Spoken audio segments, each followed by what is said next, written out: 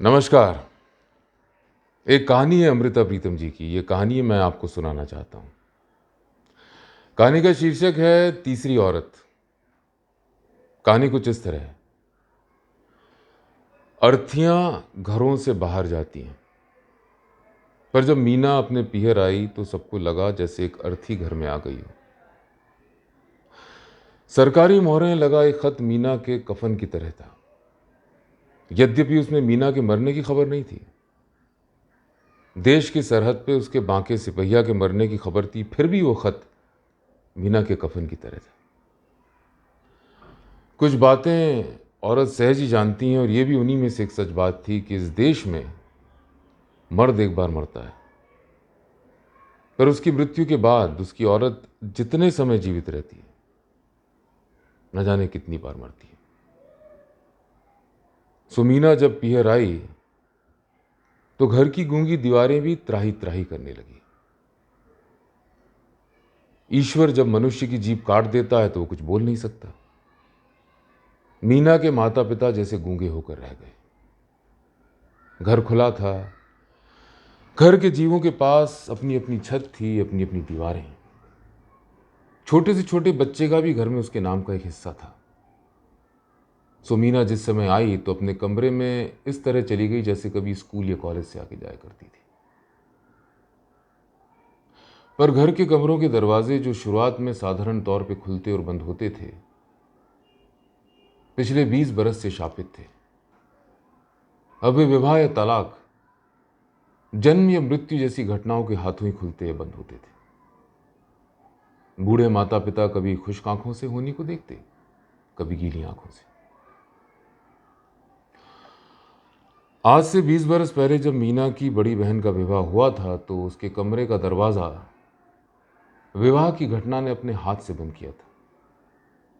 पर 2 बरस बाद जब वो पीहर बच्चे के जन्म के अवसर पर आई तो बच्चे के जन्म ने अपने हाथों से उस कमरे का दरवाजा खोला।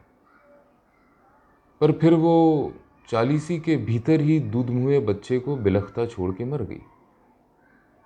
तो मृत्यु ने अपने हाथों से उस कमरे का दरवाजा बंद कर दिया। नवजात बालक को पहले उसके दहसाल वाले ले गए, पर जब उस नन्हे बालक की संभाल कठिन हुई तो उन्होंने उसे ननिहाल भेज दिया, और होनी ने उस बालक के नन्हे नन्हे हाथों से उस कमरे का दरवाजा फिर खोल दिया। इसी तरह आज से 12 बरस पहले जब मीना का भाई यूनिवर्सिटी के हॉस्टल में रहने के लिए चला गया था तो उसके कमरे का दरवाजा जो साधारण हाथों ने बंद किया था, 5 बरस बाद होनी ने अपने हाथों से खोला, जब वो यूनिवर्सिटी के एक दूसरे मजहब की लड़की को उसके माता पिता की चोरी से ब्याह कर ले आया था। तो कमरा खोला गया, रेशमी पर्दों में लपेटा गया, और उसमें से चावलों की देग की भांति और मांस की पकती हुई हांडी की भांति जवानी के चूल्हों की खुशबू आने लगी। फिर कोई 1 बरस ही बीता था कि अचानक हुए विवाह की तरह अचानक हुए तलाक ने उस कमरे का दरवाजा फिर बंद कर दिया। और अब आज से 3 बरस पहले मीना के विवाह ने जो उसके कमरे का दरवाजा बंद किया था, उसके रंडापे ने अपने हाथों से खोला। इस कमरे से मीना डोली की तरह गई थी, अर्थी के समान आई। बूढ़े माता पिता उन दर्शकों के समान थे जिन्हें जिंदगी ने सब कुछ देखने के लिए बांध बूंद कर बिछा दिया था। मीना का भाई अब मर्चेंट नेवी में था और पिछले 2 बरस से देश के बाहर था, और जो बहन मर गई थी उसका पुत्र अब 18 बरस का था और दूर शहर के कॉलेज में पढ़ता था और हॉस्टल में रहता था। घर के कमरे क्या खुले क्या बंद मीना को देखकर त्राही त्राही करने लगे।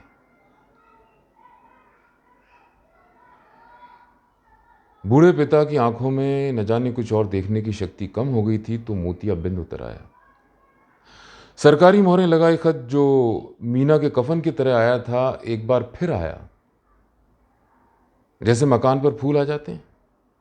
लिखा था, सरकार जंगी विधवाओं की मदद करना चाहती है और इसीलिए उन्हें घर बनाने के लिए ज़मीन देगी और साथ में कार रोज़गार। कार रोज़गार के सिलसिले में सरकार ने उनकी मर्ज़ी पूछी थी। वे चाहें तो कोई छोटा उद्योग लगाने के लिए रुपया ले सकती थी या किसी फौजी स्कूल में नौकरियां कर सकती थी। पर सरकारी मोहरें लगे हुए ख़त जो अर्थी के फूलों के समान थे, मीना ने हाथों में लिए और मसल दिए। उसके धुर अंदर एक हिस्सा इस कदर मर गया था कि उसे अब किसी फूल की खुशबू नहीं आती थी। वो क्या दिन क्या रात खाट पर लाश की तरह पड़ी रहती। मीना का भाई देश से दूर था और 4 दिन के लिए भी नहीं आ सकता था, पर बहन का पुत्र अविनाश शहर के हॉस्टल से घर आ गया था। अविनाश ने जिंदगी में मां नहीं देखी थी और शुरू बचपन से अपने साथ कोई खेलने वाला नहीं देखा था, और उसने इन सब की जगह सिर्फ मीना को देखा था। सो जब अविनाश दौड़कर मीना के पास आया तो मीना उसे गले लगाकर पहली बार रोका हुआ रोना रोई। शायद उसे गले लगाकर नहीं, उसके गले से लगकर। आज से 3 बरस पहले अविनाश लड़का सा हुआ करता था जिसे मीना ने गोदी में उठा उठा कर बड़ा किया था, पर अब अविनाश मीना से पूरे एक चप्पा लंबा मर्द हो चुका था। मां जो खाने की थाली परोसती रोज बेकार जाती थी, पर अब जब अविनाश हाथ में थाली लेकर आया और बोला, उठ मीनू खाना खाएं, तो मीना की भूख पहली बार जागी और उसने अविनाश के साथ जी भर के खाना खाया। मीना की भूख जगाने वाली वो रोटी की गंध नहीं थी, वो अविनाश के मुंह से निकली मीनू शब्द की गंध थी। मीना जिंदगी में सबके लिए मीना थी या मीना जी थी, पर अविनाश के लिए शुरू से ही मीनू थी, या फिर अपने बाकी सिपहिया के लिए जिंदगी में मीनू बनी थी। जो लोग मीना को मीना कहकर पुकारते थे वो उसे उसकी आयु से सदा छोटा रखते थे, और जो उसे मीना जी कहते थे वो उसे उसकी आयु से बड़ा कर देते थे। यह अविनाश ही था जो चाहे उससे 10 बरस छोटा था, पर जब पहली बार उसे अपनी तोतली बोली में मीनू कहा था तब भी उसे अपना आड़ी बना लिया था, और जब थोड़ा बड़ा हुआ और स्कूल के सवाल समझते समय उसे मीनू कहा था तब भी उसका आड़ी होकर खड़ा हो गया था। फिर जब मीना का विवाह हुआ तो उसने अपने बाकी सिपहिया से एक ही बात कही थी कि वो उसे मीनू बुलाया करें, और उसकी मृत्यु से मीनू ही तो मरी थी।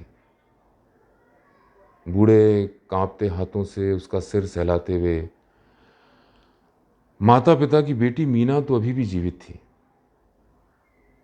और परिचितों, जानकारों और सरकारी सहायता देने वाले समाज की मीना जी जीवित थी, पर जो आड़ी मीनू पुकारने वाला था उसकी मृत्यु से मीनू मर गई थी। सो जब अविनाश ने उसे मीनू कहकर पुकारा तो उसने चीख कर अपनी हथेली अविनाश के होठों पर रख दी, पर फिर हाथ परे हटा लिया, एक आखिरी बार उस शब्द को सुनने के लिए, मृत्यु की अंतिम सांस की तरह। पर फिर अविनाश से कुछ नहीं कहा, बस शून्य में लटके हुए शब्द को देखती रह गई। कुछ बातें औरत सहज ही जानती हैं, और ये भी उन्हीं में से एक सच बात थी कि इस शब्द का मीना की जिंदगी से कोई संबंध नहीं रह गया, और अब वो दोनों हाथों से इसे कभी नहीं छुएगी। पर वो फटी फटी आंखों से रोज उसे दूर से देखती रहती। अविनाश उसके सामने खाने की थाली रख देता, वो खा लेती। अविनाश उसके सामने कैरम बिछाकर बैठ जाता, वो खेलने लगती।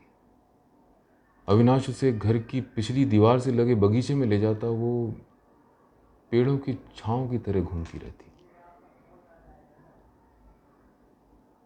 एक जादू उजाले का था, एक अंधेरे का, जो मीना के गिर्द लिपट गया। अविनाश जो मीना से पूरे एक चप्पा लंबा हो चुका था, अंधेरे के जादू में उसे अपने बांके सिपहिया जैसे लगता, और उजाले के जादू में वही अविनाश 2.5-3 महीने का हो जाता जिसे मीना ने छोटी सी माँ की भांति गोदी में खिलाया था। मर्द मर जाए तो औरत के चाहे सारे अंग जीवित रहते हैं, पर उसकी कोख जरूर मर जाती है। और मीना को अपनी मरी हुई कोख की दुर्गंध नाक में चढ़ती मालूम हुई। उसके मन में एक हसरत उत्पन्न हुई। अगर उसके बांके सिपहिया को कोख में संभाल लिया होता तो उसका एक टुकड़ा दुनिया में जीता रह जाता, और खोया हुआ पल मीना के शरीर में चीसे मारने लगा। फिर एक दिन वो समय था जब अंधेरा और उजाला एक दूसरे से मिलते हैं। मीना अपने कमरे में खाट पर लेटी अविनाश के चेहरे की ओर देख रही थी। उस वक्त अविनाश के चेहरे में 2 चेहरे मिले हुए थे, एक मीना के पति का चेहरा, एक उस पति से होने वाले बच्चे का। मीना जानती थी कि एक इस दुनिया में है नहीं और दूसरा अब इस दुनिया में आएगा नहीं, पर वो हैरान देखे जा रही थी कि सामने ये 2 साए से क्यों दिखाई दे रहे हैं। एक चेतन अवस्था भी थी कि सामने कोई साया नहीं है। एक अब के जवान जहान अविनाश का चेहरा है और एक बिल्कुल नन्हे से बालक अविनाश की याद, जिससे उसका एक 18 बरस का रिश्ता है। एक अचेतना की दशा भी थी कि सामने जो दिखाई दे रहा है वो सिर्फ एक मर्द है और वो स्वयं सिर्फ एक औरत, जिसकी कोख उस मर्द को और उसके शाश्वत अस्तित्व को चीख कर मांग रही है। उजाला और अंधेरा जैसे एक दूसरे में घुल जाते हैं, मीना के मन की दशाएं भी एक दूसरे में खुल गई। उसकी एक औरत की दोनों बाहों ने आगे होकर एक मर्द की दोनों बाहों को थाम लिया। मांस को मांस की तेज महक आई। एक औरत के कपड़े और एक मर्द के कपड़े कांप कर खाट के नीचे गिर गए और खाट के पांव के पास सिर झुकाकर कठरी की तरह बैठ गए। ये एक शांत आत्मा को आत्मा के स्पर्श का पल नहीं था, ये एक प्रलय के समान खड़ी थी, जिसमें एक औरत अपने मन के संस्कारों पर पांव रखकर आलभ्य को खोज रही थी और एक मर्द बहुत घबरा कर अपनी आयु से अधिक बड़ा हो रहा था। प्रलय की घड़ी बीत गई तो मीना एक नई मौत मर गई। सिर्फ मीना ही नहीं, मीनू भी।